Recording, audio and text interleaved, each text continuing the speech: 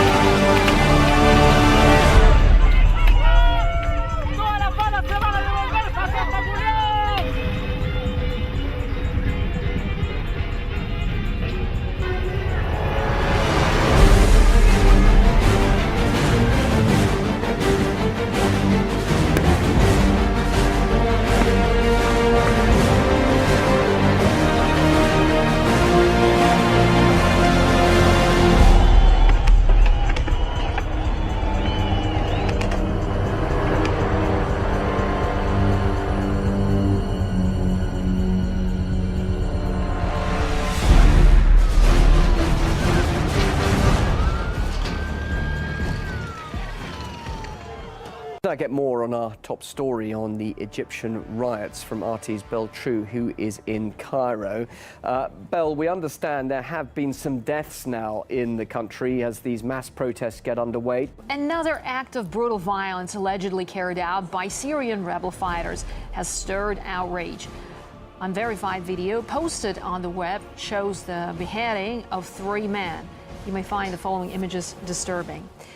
Well, the footage purports to show supporters of President Assad being decapitated with a knife. Spectators at the execution include women and children. This comes just days after American media, citing unnamed officials, confirmed that the CIA has started to arm the Syrian rebels. RT's Anastasia Churkina looks at the possible ramifications. The death of a young left-wing activist who was brutally beaten by skinheads has spurred a wave of protest and fear through French society. The teenager's murders also pushed thousands of anti-fascist protesters out onto the streets. More than 30 members of the Unite Against Fascism group have been arrested by police following scuffles with supporters of the British National Party outside Parliament. They were organising a counter-march to one being held by the BNP, who had wanted to march through Woolwich against so-called hate preachers. Deadly standoff in Midwest City involving a Dallas man, a 2-year-old, and Midwest City police. Search warrants just released today show the man made some bizarre statements during that standoff and also kept a notebook full of religious writings. Police say on Monday, Wallace entered this Walmart neighborhood market less than a mile away from his apartment and held a 2-year-old girl hostage, threatening her life with a knife. Police say during their negotiations, Wallace made mention of a group named the Illuminati. Police claim their research shows the Illuminati is a satanic cult and that they learned June 21st is their day of human sacrifice. New from the I-Team tonight, suspected drunk drivers in some metro counties are getting a rude surprise when they refuse a breathalyzer test. Yeah, instead of taking no for an answer, officers now obtain a search warrant to forcibly draw blood and get evidence for the case. What they're doing at the Gwinnett County Jail is strapping down suspected drunk drivers to a gurney so a nurse can take their blood. Evidence that can be used against them later in court, even though the suspects refuse to give their consent. What country is this? What country is this? Well, first they wanted your fingerprints. Now the Supreme Court has ruled that police officers are allowed to collect your DNA without a warrant. It's a simple swab of the cheek, but the DNA evidence collected from that process can open up a myriad of information about your body as well as your past. There is new information on the young woman found walking naked along Interstate 5 over the weekend. And state police confirms that that woman, who was described as unresponsive and confused, was taken down with a taser. It was a sight Adam Bednar says he wishes he could forget. I don't know how to describe it, really. It was just shocking, that was all. He says the trooper who arrived called for her to stop and threatened twice to tase her. After giving no response, 2 little red dots appeared on her back, then metal barbs. She seized up, and she just fell face first on the ground.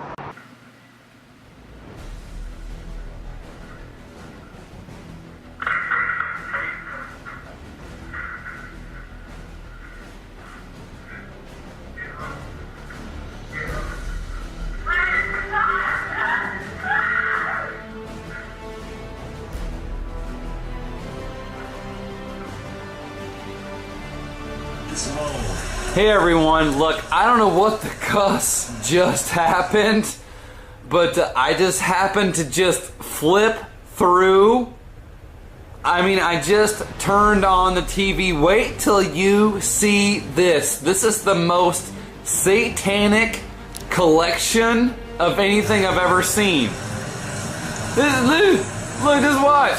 Oh, look at this. Yeah, I have no idea what that means. Me neither. Well, an interesting story out of Florida getting new attention today because of concerns about privacy and parental rights. 3 different schools conducting eye scans of students, basically taking an optic fingerprint of these children without ever getting the permission of their parents or even notifying them. Tonight at 10, one Central Florida school district apologizing after some students had their eyeballs scanned as part of a pilot security program. That's not to suggest that you just say, trust me, we're doing the right thing, we know who the bad guys are. And the reason that's not how it works is because we've got congressional oversight and judicial oversight. And if people can't trust not only the executive branch, but also don't trust Congress and don't trust federal judges to make sure that we're abiding by the Constitution, due process, and rule of law, then we're going to have some problems here. All right, it's bad enough the IRS is targeting conservative political groups. Now the agency accused of seizing millions of your private medical records as well. But first from Fox this Thursday night, our federal government is keeping track of every phone call we make. And developing tonight, word they're also secretly grabbing data from internet companies. Your web history, your emails, your pictures, we don't even know what else. The revelations of the G20 spying come as the scandal caused by Snowden's earlier disclosures on the extent of U.S. surveillance after its own and foreign citizens is gaining momentum. While the FBI calls it a backdoor, internet companies call it a floodgate to all electronic communication. Picture this, cameras in your cable box. Marketers want to watch your response to their ads with microphones and with cameras. Well, coming out of New York, the state Senate passed a bill that creates a new crime, aggravated harassment of a police officer. This bill makes it a felony to harass, annoy, or threaten a cop while on duty. If you are one of those people who have heard about the NSA spying on us all and think, no big deal, I'm not a terrorist, so I have nothing to worry about, think again. because we are all potential terrorists, according to the American government, even if we think we are just law-abiding citizens. Take a moment today and look up at the sky above. Chances are that you will see birds and planes and clouds, but something else is flying high above that likely won't catch your eye: drones. Well, just when Americans were debating the government's surveillance of phone records, we found out today that the FBI is flying drones over the country. U.S. drone strikes on Pakistani soil must end. That's according to the country's newly elected prime minister, who's once again demanded Washington respects his country's sovereignty. So the government's idea right now is we're going to export our way out of this. And when I asked a senior member of the Obama administration last week, how are we going to grow exports if we won't allow nominal wage deflation? And he said, we're just going to kill the dollar. I said, okay, more you can. Good evening. This was the worst day of the year on Wall Street. And unlike other dips and dives in the stock market, the reason for what happened today was pretty clear. It was the nation's top money man, the chairman of the Federal Reserve, who just yesterday gave a mostly positive review of the economy. But also in there was a warning that cheap borrowing may be coming to an end. Some of America's most popular packaged foods and soft drinks contain ingredients so bad for you, they're actually banned in many other countries. In some cases, most other countries. That's according to a recent book called Rich Food, Poor Food. A doctor and a nutritionist wrote it. For example, Mountain Dew. It's one of many soft drinks containing brominated vegetable oil. That's an oil that makes the dye stick to the liquid. It's also apparently made from the same chemical used to disinfect swimming pools. The World Health Organization says a new coronavirus infection in the UK brings the number of global cases up to 12. So this potentially fatal SARS-like virus was first identified in September of last year. And experts now say they would not be surprised if it came to the U.S. Spring showers are continuing to inundate parts of Europe where days of rain have sparked serious flooding in a number of countries. In Prague, officials are bracing as the river that runs through the capital of the Czech Republic is expected to crest. At least 6 deaths have been reported due to the flooding in the Czech Republic, Germany, Austria, and Switzerland.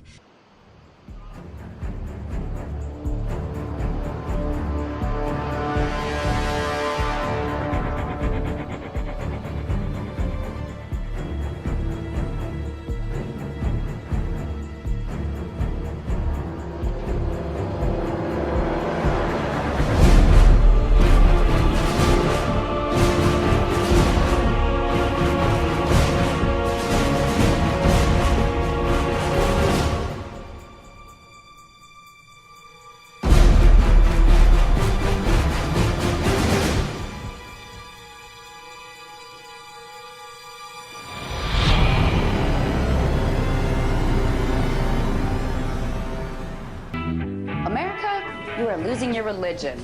At least, according to a new Gallup poll, you are. It found that a whopping 77% of Americans say religion is losing its influence in the U.S. That's a pretty big indictment of a country that supposedly takes pride in being a good Christian nation, right? So could this actually be true? Well, there is the fact that a courthouse in Florida is about to unveil the country's first atheist monument on government property. It's a 1,500-pound granite bench engraved with atheistic quotations. Christians and Jews under attack, showing the ugly side of the Arab Spring. The rebel-held Aleppo in Syria. In that area, 7 people holed up in a nursing home are all that's left of a once vibrant Christian community, as we're hearing horrifying accounts of an entire Christian community, many of them actually, systematically wiped out. Just a heads up here tonight, something due to happen next week in Washington could end up changing life in America in many ways. The U.S. Supreme Court has a dwindling number of days to announce decisions in some possibly momentous cases. And the big ones are now stacked up at the end of this court term, like aircraft waiting to land. Affirmative action, gay marriage, and Voting Rights Act are among the decisions that are due. Next Monday and Thursday are the likeliest days for these new decisions to be announced. That's why I support marriage for lesbian and gay couples. Our journey is not complete until our gay brothers and sisters are treated like anyone else under the law.